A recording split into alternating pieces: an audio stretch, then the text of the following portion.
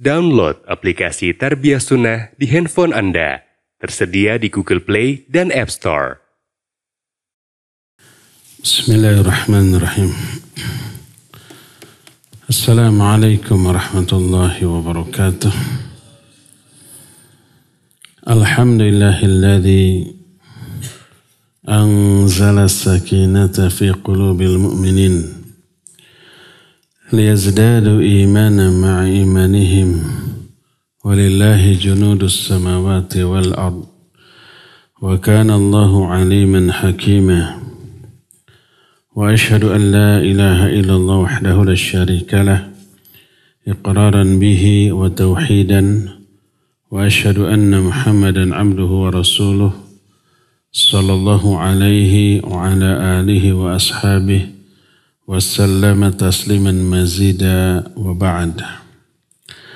Hadirin jamaah Masjid Baitur Rahman di Buah Batu, apa Baitur Rahman ya? Babur Rahman, Buah Batu, Regensi Bandung, yang Allah muliakan. Para pendengar radio Tarbiyah Sunnah Bandung, juga radio-radio lain dan para pemirsa beberapa TV, juga para netizen. Alhamdulillah kembali kita berjumpa melanjutkan kajian Kitabul Ilm, buah karya dari Syekh Muhammad Shalih Al-Utsaimin rahimahullah. Kita sudah membahas bab beberapa adab bagi para thalibul ilm, dan bab yang ke-10 adalah berpegang teguh kepada Al-Quran dan As-Sunnah. Kemarin kita sudah menjelaskan tentang berpegang teguh kepada kitab Allah. Allah Azza wa Jalla berfirman ketika menjelaskan kondisi dua tipikal manusia yang berbeda. Pertama, orang mukmin, dia selalu berada dalam kondisi baik. Baik ketika senang atau susah, bahagia ataupun menderita, selalu urusan orang mukmin itu baik. Ketika menderita mereka sabar, ketika bahagia mereka bersyukur. Jadi mereka untung di dunia, untung juga di akhirat. Karena itulah kehidupan mereka baik. Kubu kedua, kubu orang kafir, berada dalam keburukan dunia akhirat, lahir batin. Mereka rugi di dunia, rugi di akhirat. Allah berfirman, wal asr, innal insana lafi khusr. Demi waktu, semuanya manusia itu pasti rugi. Illal ladzina amanu, kecuali orang-orang beriman, wa amilus solihat, wa tawassaw bil haqq, wa tawassaw bis sabr. Kecuali orang yang memiliki 4 karakter: beriman, beramal soleh, berdakwah, dan bersabar. Jadi mereka tidak akan rugi. Adapun orang-orang kafir dan orang-orang yang menyia-nyiakan agama Allah, mereka tenggelam dalam kelezatan duniawi dan kemewahan mereka. Sekalipun mereka membangun istana yang megah, mereka memiliki seluruh perbendaharaan kekayaan dunia, tapi mereka hakikatnya berada di dalam penderitaan secara psikis. Makin banyak uang, makin berkuasa, makin berpangkat, berjabatan, makin stres mereka. Takut kekuasaan diguncang orang, digoyang, takut di impeachment. Takut kekayaannya hilang, rugi, dikorupsi oleh karyawannya, macam-macam tuh. Sehingga berkata sebagian ulama salaf, "Lau ya'lamul muluk wa abna'ul muluk ma nahnu fihi lajaladuna alaihi bisuyuf." Ini perkataan Syekhul Islam Ibn Taimiyah rahimahullah. Para ulama itu dipenjara. Karena apa? Karena sikap yang konsisten yang mereka pegang yang bertolak belakang dengan selera penguasa. Imam Malik itu sampai copot dislokasi si bahunya karena mengalami siksaan. Demikian juga Imam Syafi'i, Imam Ahmad dipenjara, Imam Abu Hanifah. Termasuk Syekhul Islam Ibn Taimiyah bahkan meninggalnya pun sedang sujud di penjara. Mengalami berbagai macam siksaan secara fisik. Tapi apa kata mereka? Lau ya'lamul muluk wa abna'ul muluk. Seandainya para raja, para penguasa itu tahu. Demikian juga penggawa-penggawa mereka tahu. Ma nahnu fihi, kelezatan rohaniyah yang kami rasakan. Lajaladuna alaihi bisuyuf, pasti mereka akan memukul kami dengan pedang. Akan membunuh kami. Karena apa? Karena mereka ingin para ulama itu menderita dengan cara disiksa di penjara. Ternyata dengan disiksa di penjara mereka itu tambah nikmat. Kenapa? Karena kata Syekhul Islam Ibn Taimiyah rahimahullah, di penjara mereka menghabiskan seluruh waktunya untuk Allah. Di luar nggak bisa begitu. Di luar harus berinteraksi dengan orang, harus berdakwah, harus mengajar, harus berdebat. Di penjara terhalang oleh tembok atau jeruji besi. Apa yang dilakukan? Nggak ada. Kecuali fokus ibadah. Itu yang melahirkan kelezatan rohaniah atau kedamaian spiritual. Sebaliknya mereka yang menyiksanya stres. Padahal mereka berkuasa. Jadi orang-orang kafir menyia-nyiakan agama Allah, tenggelam dalam kelezatan dunia, sekalipun mereka berlimpah kekayaan, hati mereka stres, sumpek, sempit. Adapun orang-orang soleh, kalangan para ulama, mereka merasakan kelezatan rohaniah di dalam ibadah-ibadah mereka. Adapun orang-orang mukmin, mereka merasakan kenikmatan ketika bermunajat dan berzikir kepada Allah. Hidup mereka itu selalu sejalan beserta takdir Allah. Kalau mereka ditimpa musibah, mereka sabar. Kalau diberikan kesenangan, mereka bersyukur. Jadi mereka selalu berada dalam kenikmatan rohaniah. Saya sering kasih ilustrasi. Atlet binaraga atau umpamanya pelari, itu ketika larinya itu mereka tersiksa, ya enggak? Karena apa? Karena capek, ngos-ngosan, ya, pegal dan seterusnya.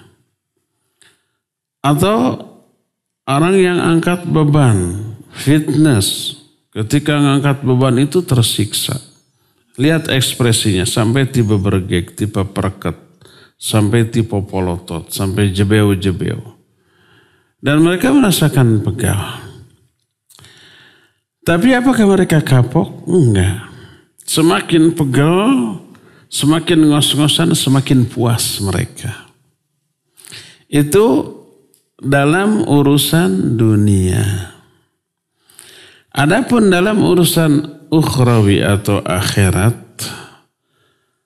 orang-orang mukmin semakin mereka menderita dengan ujian dan cobaan, semakin puas mereka. Kenapa puas? Sebab tahu di balik penderitaan banyak keuntungan. Kenapa orang yang atlet binaraga atau angkat beban Mereka senang walaupun pegal-pegal harus bayar. Karena mereka tahu di balik pegal, di balik lelah, di balik capek, di balik uang yang mereka keluarkan ada manfaat bagi tubuh. Mereka sehat, mereka berotot, mereka six packs, mereka bugar gitu ya, dan kelihatan maco. Itu hasilnya yang mereka pikirkan. Makanya resiko berupa lelah, capek, pegal, nggak ada apa-apanya. Bayar, nggak ada apa-apa. Yang penting hasilnya. Begitu juga seorang mukmin ditimpa musibah, menderita, mereka tersenyum. Karena di balik penderitaan banyak keuntungan, dosanya gugur dengan penderitaan itu. Karena salah satu di antara fungsi penderitaan, kan saya sering ditanya. Bagaimana kita membedakan musibah yang menimpa ke kita? Apakah itu azab atau ujian? Kan gitu ya. Dua-duanya. Itu azab sekaligus ujian. Azab atas dosa-dosa kita. Dengan musibah itu gugur dosa kita. Apa aja musibahnya itu, tidak hanya sakit, tidak hanya secara fisik. Kadang-kadang perilaku menyebalkan diri orang terdekat kita kan membuat kita nggak nyamannya. Istri kita yang tadinya taat tiba-tiba membangkang. Anak-anak yang tadinya sopan santun tiba-tiba menjadi agak kurang ajar. Mobil kita yang tadinya mulus-mulus tiba-tiba mogok, tiba-tiba kempes ban, tiba-tiba disenggol orang. Akhirnya berurusan. Ke kitanya stres enggak? Iya, kita menderita. Itu azab atas dosa yang kita lakukan. Dengan azab itu gugur dosa kita tuh. Makanya Fudail bin Iyad menyatakan, in asaitullaha ra'aitu dzalika fi khuluqi zaujati wa ahli wa dabati. Kata Fudail bin Iyad, kalau aku maksiat kepada Allah, efek buruk maksiatku terlihat pada perilaku istriku, anak-anakku, bahkan kendaraan tungganganku. Istrinya menjadi mengecewakan, anak-anaknya menjadi tidak menurut, pembantunya pun membangkang, binatang tunggangan pun ngadat-ngadat gitu. Kata Fudail bin Iyad, ini efek dari maksiat yang aku lakukan. Allah kontan memberi balasan untuk menggugurkan dosa dari maksiat itu dengan cara ditimbulkan ketidaknyamanan dalam hati kita. Melalui istrinya yang pika sebelen, kerma biasa nak itu, akhirnya tambah-tambah. Umpamana anak-anak asalnya membandel, akhirnya tambah badung. Pembantu juga begitu, kendaraan juga begitu. Masalah. Itu dampak dari kemaksiatan. Berkata Ali bin Abi Thalib radhiyallahu an, ma nazalal bala illa bidzam wa ma rufi'al bala illa bitaubah. Tidaklah musibah turun kecuali karena dosa. Dan tidaklah musibah terangkat kecuali karena tobat. Ma asabakum min musibatin fabima kasabat aydikum wa ya'fu an katsir. Apa saja musibah yang menimpa diri kamu, maka itu akibat dosa-dosamu. Musibah itu azab bagi dosa-dosamu. Wa ya'fu an katsir, para Allah telah memaafkan banyak sekali dosa. Tidak semua dosa Allah azab. Kebanyakan dimaafkan. Lau yu'akhidullahu an-nasa bima kasabu ma taraka ala dhahriha min dabbah. Seandainya Allah mengazab manusia karena dosa-dosa mereka, setiap dosa diazab, niscaya tak akan ada kehidupan yang tersisa di muka bumi ini. Mati semua tuh. Karena kedurhakaan orang. Tapi karena kebanyakan dosa Allah ampuni, hanya sebagian kecil dosa yang Allah azab di dunia. Ada lagi sebagian besar lagi Allah tunda di alam kubur dan di akhirat. Dan yang Allah segerakan azabnya di dunia hanya bagi orang-orang mukmin saja karena cinta dan kasih sayang Allah. Coba orang menyadari musibah ini banyak menguntungkan, dia akan tersenyum. Musibah menggugurkan dosa peperihan tobat tara, dosa terus-terusan. Kita kurangi dosa ini dengan mengalami penderitaan. Doa kita makbul ketika menghadapi masalah tersebut. Pahala digelontorkan dengan jumlah yang tidak disangka-sangka. Innama yuwaffas sabiruna ajrahum bighairi hisab. Orang yang sabar dilimpahkan pahalanya tanpa hisab. Nah, yang bikin optimis adalah setelah satu penderitaan, satu kesulitan, pasti Allah datangkan dua kebahagiaan. Inna ma'al usri yusra, inna ma'al usri yusra. Dua kalimat persis sama, satu kalimat diulang dua kali dengan kalimat yang persis, nggak ada perbedaan. Inna ma'al usri yusron, inna ma'al usri yusron. Untuk apa kalimat yang sama diulang dua kali? Maknanya adalah setiap satu kesulitan akan datang setelahnya dua kemudahan. Setiap satu penderitaan akan datang setelahnya dua kebahagiaan. Makanya orang yang meyakini ayat ini, mengetahui hal ini, ketika mengalami musibah penderitaan dia tersenyum. Karena di benaknya apa? Kebahagiaan apa? Dua kebahagiaan apa yang Allah akan berikan kepadaku setelah berlalunya penderitaan ini. Itu yang terbayang di benaknya. Kebahagiaan apa yang akan saya terima setelah ini? Tuh, optimis, senyum. Di tengah pahit getirnya kehidupan, dia tidak stres, tidak depresi. Dia berada di dalam kondisi terbaik sekalipun di tengah terpaan musibah. Berbeda dengan ahlud dunia, ashabud dunia. Orang yang duniawi oriented. Orientasi kehidupannya hanya dunia. Kalau dunia itu didapat, mereka senang. Kalau dunia itu luput, mereka stres, depresi.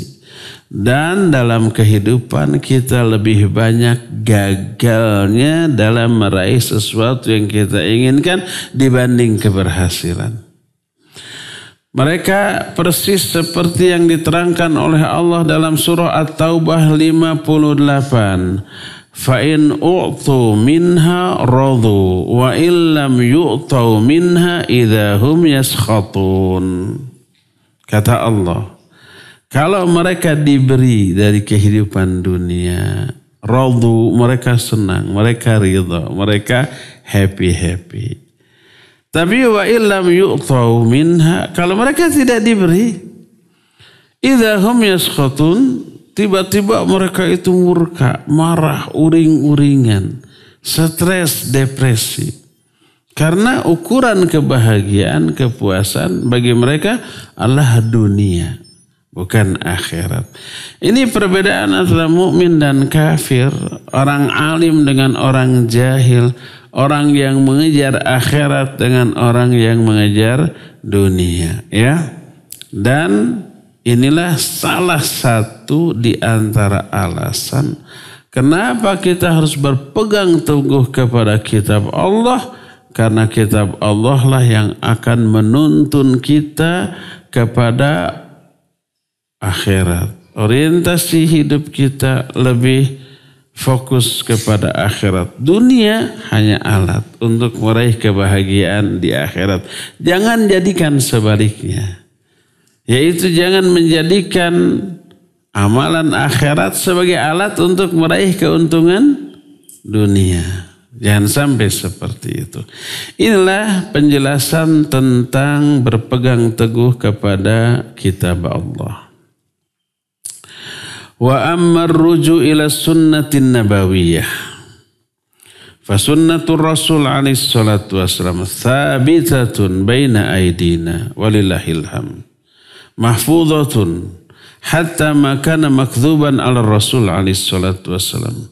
Fa inna ahlal ilmi bayyanu sunnatahu wa bayyanu ma huwa makdzubun alaihi wa baqiyatis sunnah walillahil hamd zahiratan mahfuzatan yastati'u ayyu insan ay yasila ilaiha imma bi muraja'atil kutub in tamakkana wa illa fa fi su'ali ahlil ilmi.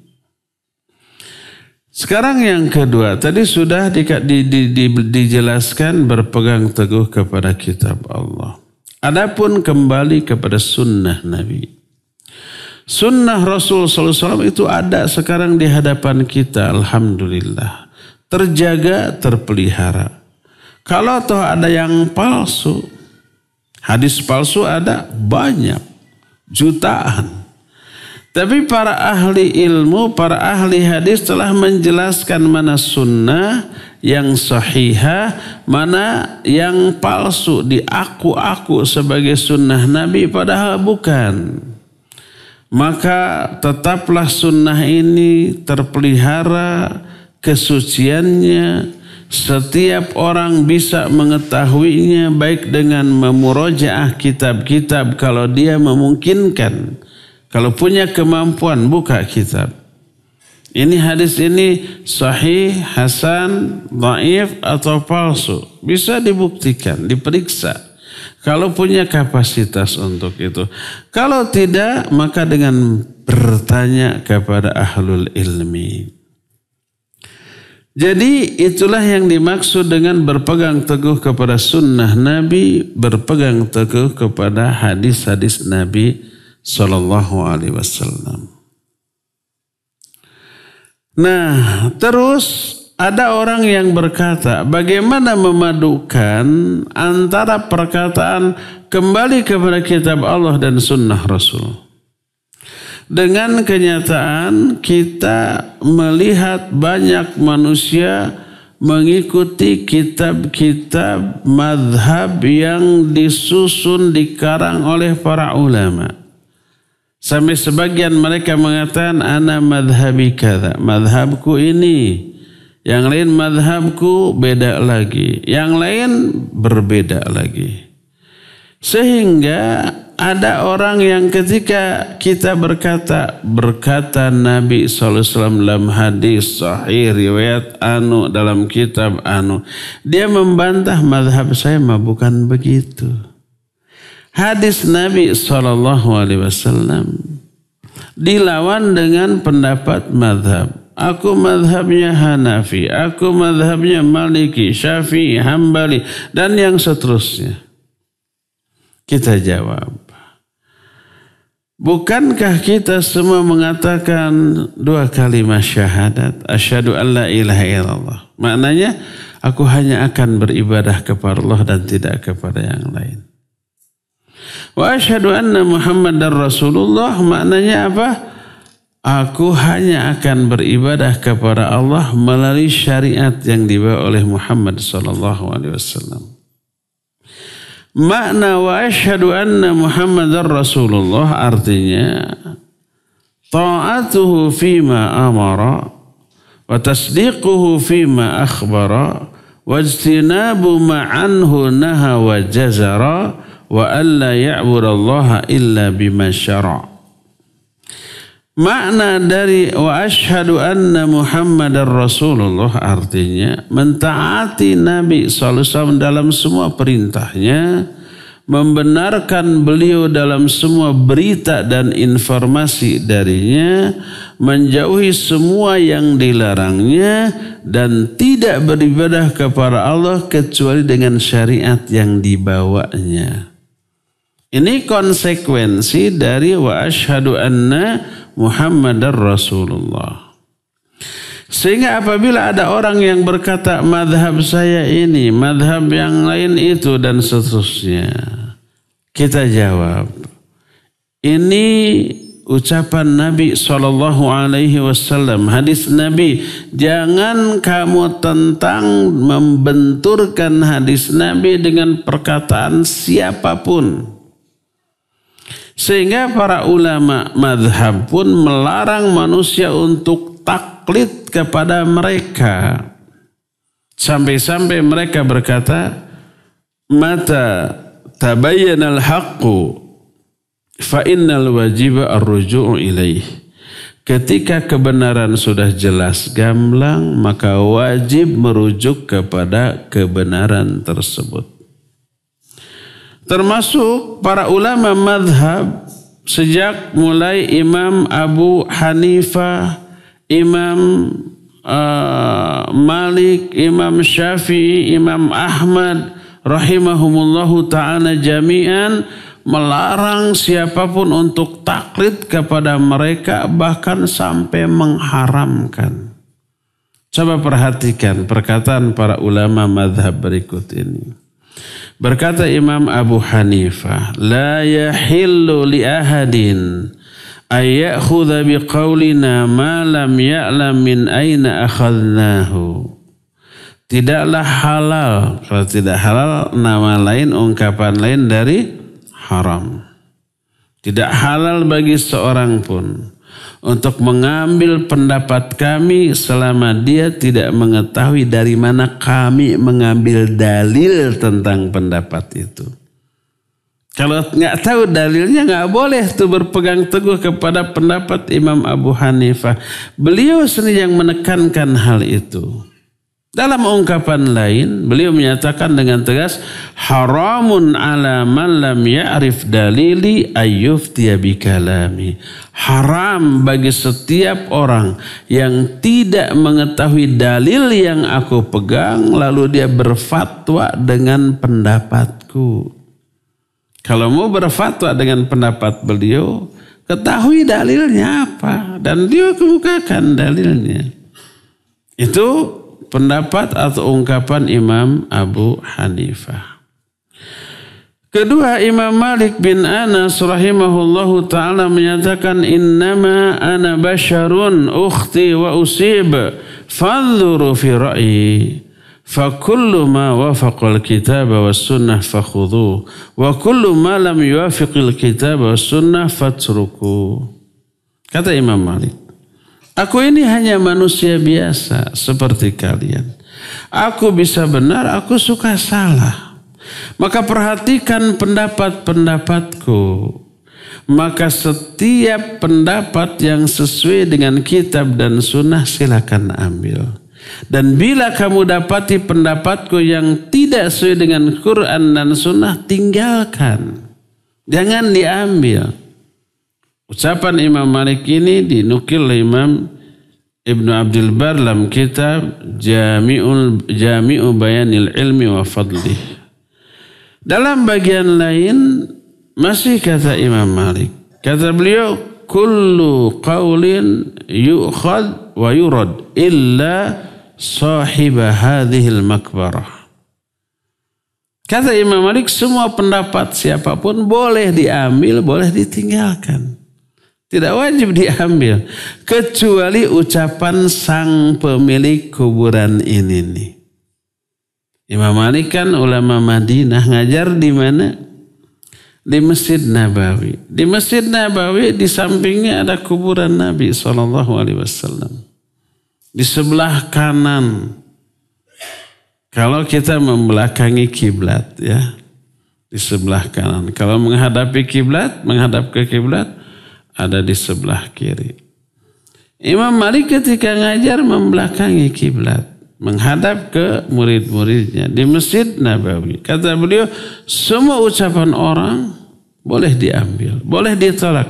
Illa sahiba hadhil maqbarah, kecuali pemilik atau penghuni kuburan ini. Sambil nunjuk ke kuburan Nabi SAW di sebelah kanannya. Ya, kecuali ucapan ini nih, Nabi SAW. Wajib itu mah diambil, tidak boleh ditolak. Selain beliau boleh diambil, boleh ditolak. Dalam ungkapan lain, laisa ahadun ba'dan nabi sallallahu alaihi wasallam illa wa yu'khadhu min qawlihi wa yutrak.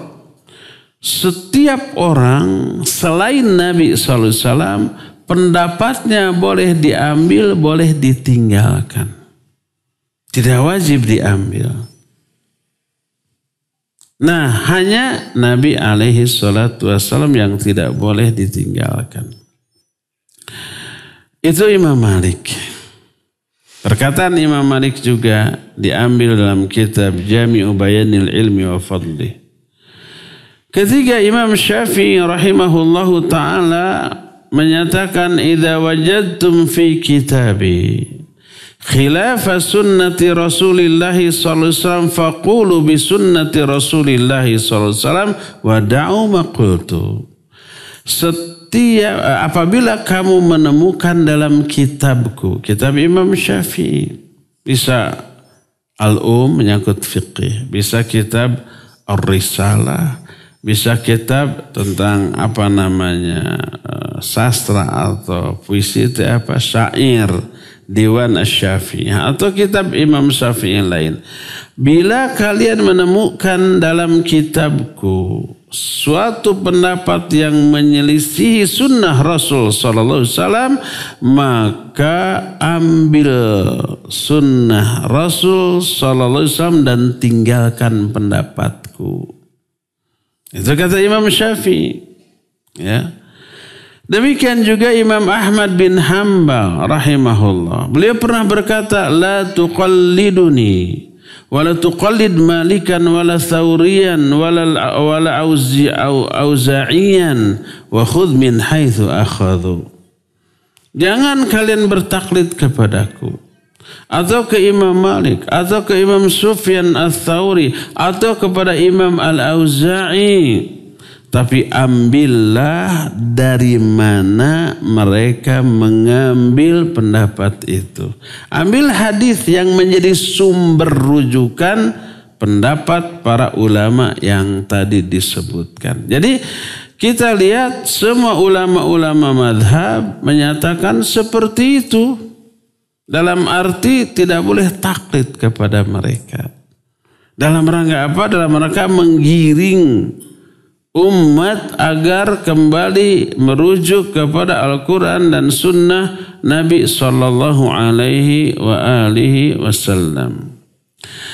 Maka kita katakan kepada orang-orang yang menentang hadis dengan pendapat para ulama, kita katakan, nahnu wa anta nashhadu anna Muhammadar Rasulullah wa taqtadi hadhihi syahadah alla nattabi illa Rasul sallallahu alaihi wasallam.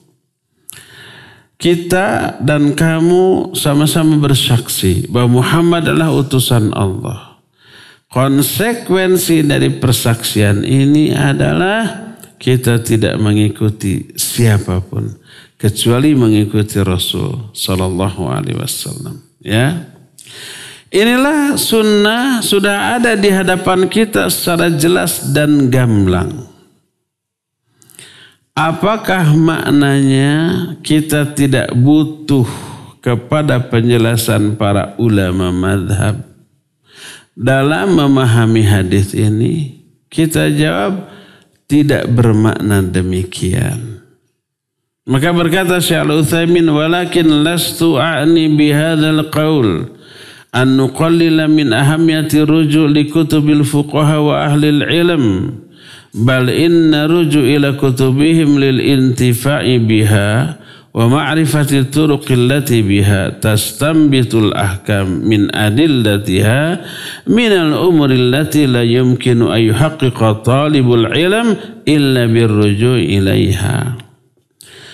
Maksudku dengan mengatakan penjelasan tadi tidak berarti mengerdilkan, menyampingkan pentingnya rujuk kepada kitab-kitab para fuqaha dan para ahli ilmu.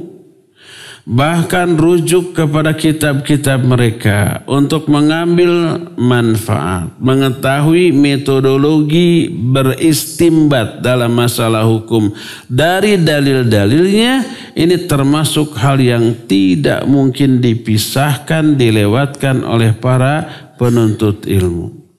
Harus merujuk. Jangan sampai kita memahami suatu hadis, satu hadis saja, langsung dengan otak kita terbatas tanpa mengetahui banyak hal tentang hadis ini. Pertama, apakah hadis ini satu-satunya hadis tentang masalah yang dibahas atau banyak? Kedua, apakah hadis ini sifatnya am atau khas, umum atau khusus? Ketiga, apakah hadis ini sifatnya mutlak atau muqayyad? Keempat, apakah hadis ini dimansukh ataukah tidak? Dan seterusnya, kalau hadis ini sahih. Nah, yang terakhir adalah apakah hadis ini ada ilat, sebab yang menyebabkan lahirnya hadis ini atau tidak ada. Sebagai contoh, umpamanya ada hadis nih,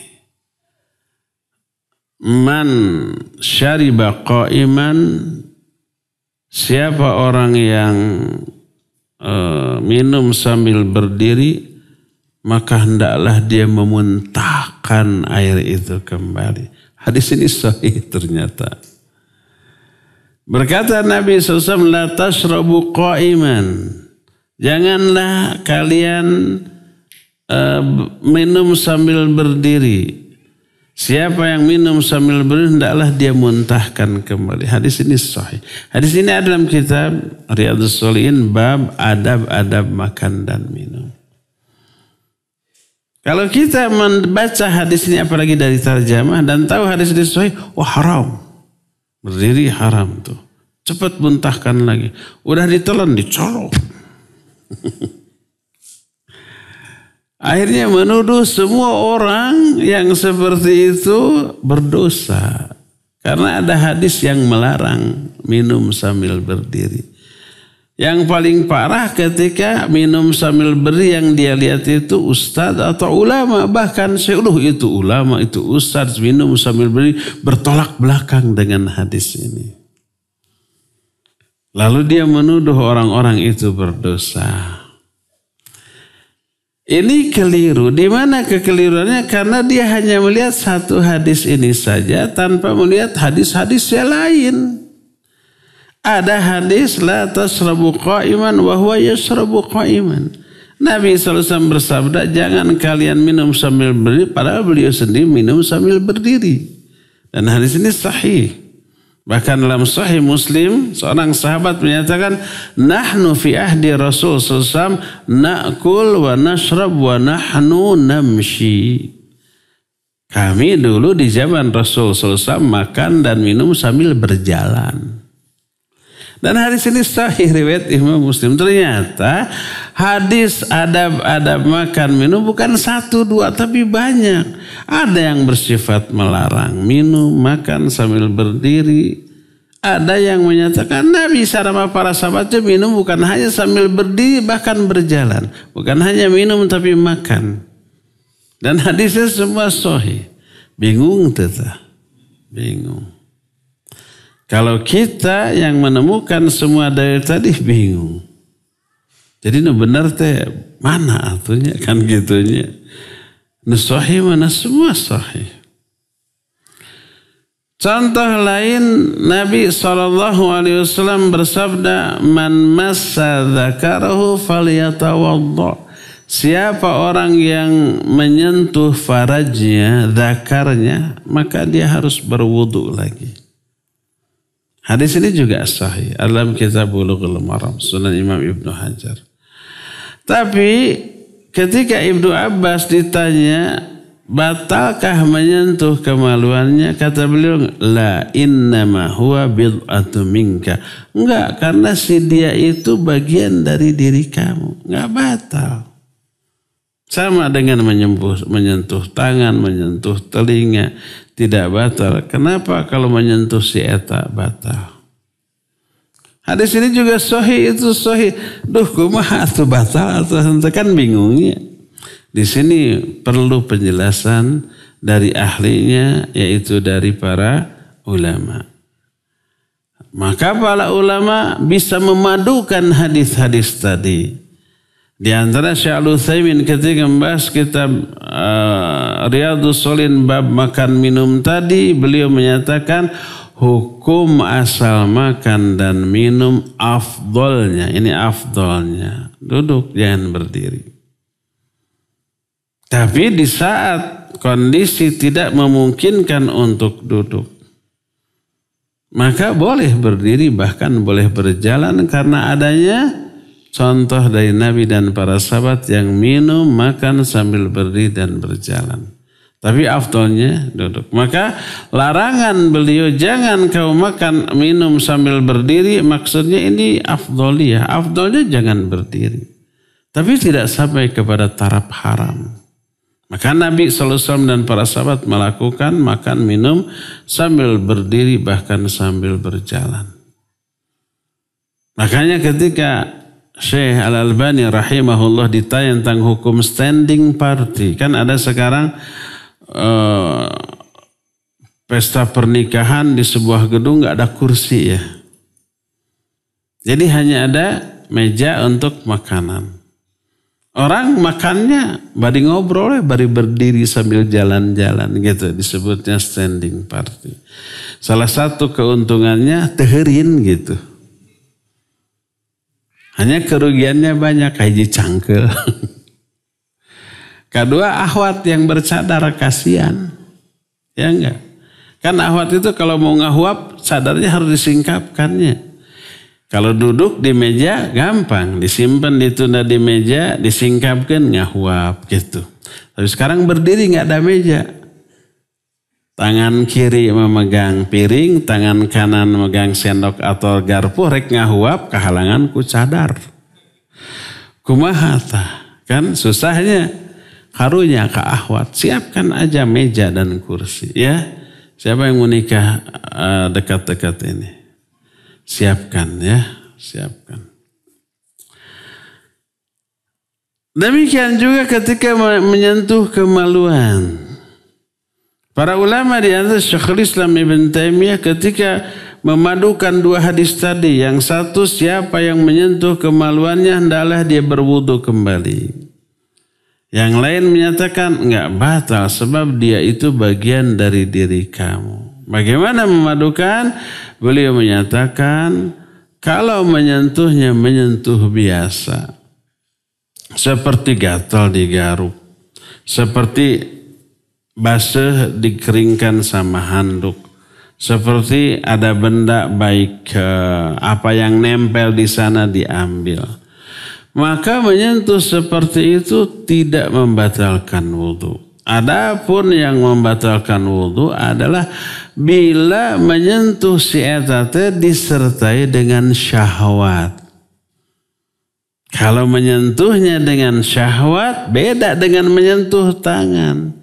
Beda dengan gagaro celi, cepil gitu ya. Beda dengan menyentuh hidung. Gak mungkin menyentuh hidung dengan syahwat. Gak mungkin menyentuh telinga dengan syahwat. Dan menyentuh si eta bisa dengan syahwat atunya. Maka batal. Hadis tadi menyatakan man massa dzakarahu yakni muta'ammidan. Siapa yang menyentuh zakarnya hendaklah berwudu. Maksudnya kalau sengaja tidak ada uzur hoyong dicoo. Maka itu bisa membatalkan ya. Dan terpadukanlah hadis-hadis yang seolah-olah bertolak belakang tadi. Itu contoh yang pertama.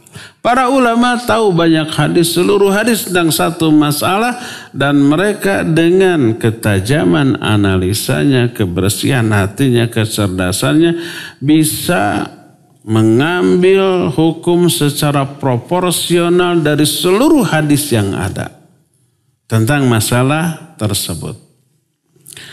Kadang-kadang hadis itu terungkap karena ilat, karena sebab. Seperti contoh umpamanya, suatu saat Umar bin Khattab menyuruh anaknya yaitu Abdullah bin Umar untuk menceraikan istrimu. Dia bingung, ini bapak ini. Kalau nggak taat bisa durhaka kepada orang tua. Kalau taat masih sono bogoh ke istrinya. Bingung dia tuh. Bukan urusan cari ganti gampang. Banyak yang mau. Hese katang, hese. Banyak ahwat. Tapi yang klop, hese ada yang kita mau ke dia, dianya nggak mau. Ada yang dianya mau ke kita ngejar-ngejar, kitanya nggak seleranya. Ada yang kita nggak mau, dia nggak mau juga. Pas itu klop ya. Ulah, eser. Bimbang tuh Ibnu Umar. Nanya kepada Nabi SAW. Apa kata beliau? Ati' abaka, taati bapamu. Ceraikan istrimu. Akhirnya diceraikan istrinya oleh Ibnu Umar. Atas saran Nabi SAW untuk taat kepada bapaknya. Ini ada hadis begitu. Nah sekarang kalau kita mengalami begitu, orang tua kita sentimen ke istri kita. Pedah umpamanya istri kita beli martabak, orang tua kita nggak dikasih. Lalu orang tua kita bilang cerai itu istrimu. Nah mah temere martabak. Padahal beli hoyong gitu. Gimana ceraikan apa jangan. Kalau hanya melihat hadis, wah ini hadis Nabi SAW. Ibnu Umar disuruh menceraikan oleh Nabi SAW. Taati bapakmu ceraikan. Kan bisa begitu ya. Ternyata ini pernah teralami di zaman Imam Ahmad bin Hanbal rahimahullah. Ada murid Imam Ahmad, ya Imam, ayahku menyuruhku menceraikan istriku. Padahal aku masih mencintainya. Apa kata Imam Ahmad? La tutalliqha. Jangan kamu ceraikan istrimu. Terus muridnya ini berkata, apakah Imam Ahmad itu tahu nggak hadis Ibnu Umar? Muridnya berkata, bukankah Ibnu Umar ketika disuruh oleh Umar menceraikan istrinya, oleh Nabi SAW dikatakan, taati bapakmu, ceraikan istrimu. Engkau menyatakan jangan kau ceraikan. Kok fatwamu bertolak belakang dengan hadis? Jadi ternyata orang ini tahu hadis Ibnu Umar tadi. Pertanyaannya, Imam Ahmad tahu nggak hadis ini? Lebih tahu atuh. Muridnya aja tahu. Mungkin muridnya tahu juga dari Imam Ahmad. Apa jawaban Imam Ahmad? Hal abuka Umar. Apakah bapakmu itu Umar? Kan gitu. Umar menyuruh anaknya menceraikan istrinya pasti alasannya syar'i. Bukan sentimen pribadi. Bukan kepentingan dunia. Pasti ada alasan syar'i. Yang menurut Umar secara syar'i istri dari Ibnu Umar alias menantunya itu harus diceraikan. Dan Nabi SAW percaya kepada Umar. Umar gak mungkin menyuruh anaknya menceraikan istrinya karena sentimen pribadi, karena urusan dunia. Percayalah, makanya mengatakan taati bapakmu. Adapun bapak dari orang di zaman Imam Ahmad tadi, tidak selevel Umar baik iman ataupun ilmunya. Orang awam bodoh. Pasti menyuruh anaknya menceraikan istrinya bukan pertimbangan syar'i. Makanya kata Imam Ahmad, jangan kamu ceraikan, jangan taati bapakmu. Karena bapakmu tidak selevel dengan Umar. Baik dalam ilmu ataupun iman. Ya. Jadi pasti pertimbangannya bukan pertimbangan syar'i. Jangan kamu ceraikan. Tuh, kita lihat. Hadisnya tekstualnya begitu, tapi ada illat di balik hadis tadi. Illatnya, sebabnya kenapa Umar menyuruh anaknya menceraikan, pasti ada alasan syar'i. Adapun kalau alasan orang tua kita menyuruh kita menceraikan istri kita, tapi karena urusan dunia, karena sentimen pribadi, umpama istri kita sholihah, rajin ngaji, taat gitu ya, menutup aurat, orang tua kita nggak suka, inginnya menantunya itu gaul gitu, inginnya menantunya itu umpamanya seperti wanita modern zaman kiwari gitu. Update, tidak kudet. Inginnya sosialita. Biar ada kebanggaan. Menantu ibu mah gaul banget ya. Bangga kan? Karena ibunya juga sosialita. Tapi kenyataan mantunya ini kudet. Gak mau main media sosial. Menjaga dirinya. Dia hanya untuk suaminya. Jarang gaul. Dan itu yang terbagus bagi seorang wanita. Tapi mertuanya enggak setuju. Lalu bilang, ceraikan istrimu. Kuper tuh, jeung kudet. Pokoknya segala macamku ada di istrimu. Ya kuper, ya kudet, ya kunaon deui. Dan seterusnya. Nah, pertimbangannya tidak syar'i, duniawi. Maka jangan taati orang tua kita yang menyuruh kita menceraikan istrinya karena alasannya tidak syar'i. Malah secara syariat ini harus dipertahankan istri seperti ini. Ini yang bahkan bikin suaminya adem. Ini yang bakal bikin anak-anaknya menjadi terdidik secara baik.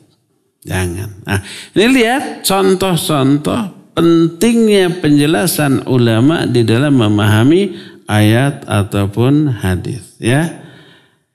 Inilah penjelasan kita tentang makna kalimah syahadat wa anna Muhammadar Rasulullah. Maknanya kita hanya beribadah kepada Allah melalui syariat yang beliau bawa. Kemudian untuk memahami hadis-hadis dari beliau, lebih utama bagi kita untuk merujuk kepada penjelasan para ulama. Wallahu alam. Cukup ya sampai di sini. Sudah 1 jam waktu yang kita habiskan. Dan kita masih punya sisa waktu untuk bertanya jawab. Wa sallallahu ala nabiyina Muhammadin wa ala alihi wa ashabihi wasallam. Assalamualaikum warahmatullahi wabarakatuh. Assalamualaikum warahmatullahi wabarakatuh. Ustaz tetap ada dalam lindungan Allah Subhanahu wa taala. Dengan undang Ustaz dari Ciberem Ustaz. Tadi disinggung masalah musibah saja.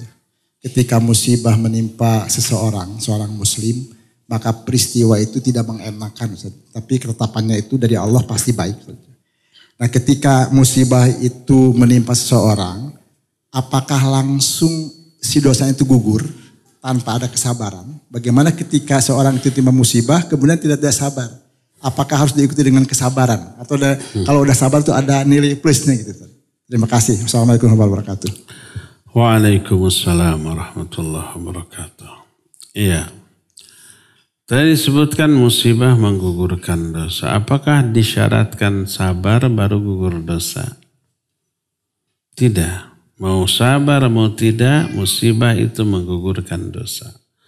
Ma min muslimin. Tidaklah ada seorang pun muslim asabahu hammun wala huznun wala adhan wala nasabun wala wasabun wala saqamun hatta syauka yushakuha illa kafarallahu bihi khatayahu. Tidak ada seorang pun muslim yang tertimpa keresahan, ini ketidaknyamanan, kesedihan, atau kesakitan, atau penyakit, atau kelelahan, atau kepayahan. Sampai ada duri yang ngoet, sampai bared. Yang ngoet itu yang gitu tuh, yang menggores. Sampai bared, sampai kegores. Kecuali Allah akan gugurkan dosa orang itu karena musibah-musibah tadi. Di sini tidak disyaratkan lalu dia sabar, enggak. Pokoknya asal terkena penderitaan, gugur dosa secara otomatis. Termasuk dari diri orang kafir, iya, dari diri orang kafir. Para orang kafir pasti tidak akan sabar, ya. Nah, adapun sabar dan tidak sabar itu kewajiban yang harus dilakukan oleh orang yang terkena musibah. Musibah itu sendiri otomatis menggugurkan dosa. Ketika musibah wajib sabar. Kalau dia bersabar, dia dapat pahala atas kesabarannya. Kalau dia tidak sabar, dia berdosa atas ketidaksabarannya. Lahir satu dosa baru. Dosa yang dulu terhapus karena musibah, lahir dosa baru karena ketidaksabaran orang tersebut. Gali lubang, tutup lubang. Musibah itu menghapus dosa, ketidaksabaran dia melahirkan dosa baru yang wajib ditobati. Kalau dia tidak sabar nanti kasih lagi musibah untuk menghapus dosa karena ketidaksabaran ini. Terus beruntun si musibah teh untuk menghapus dosa karena ketidaksabaran ini, ya.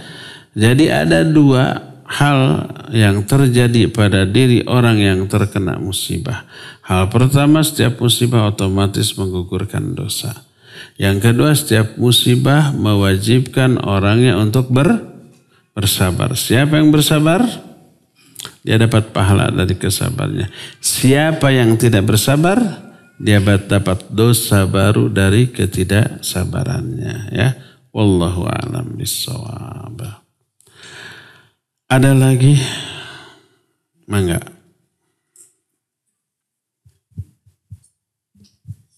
Assalamualaikum warahmatullahi wabarakatuh, Ustaz. Waalaikumsalam warahmatullahi. Saya Arif dari Bojong Soang. Jadi ini ada sedikit pertanyaan mungkin agak mungkin kalau nggak terlalu berkaitan lah. Cuman terkait kebetulan orang tua saya sekarang lagi ngalamin istilahnya lagi sakit gitu. Syafa'ullah. Nah, sudah berobat ke dokter, dan sudah dirawat dengan ibu saya yang terkena ayah saya.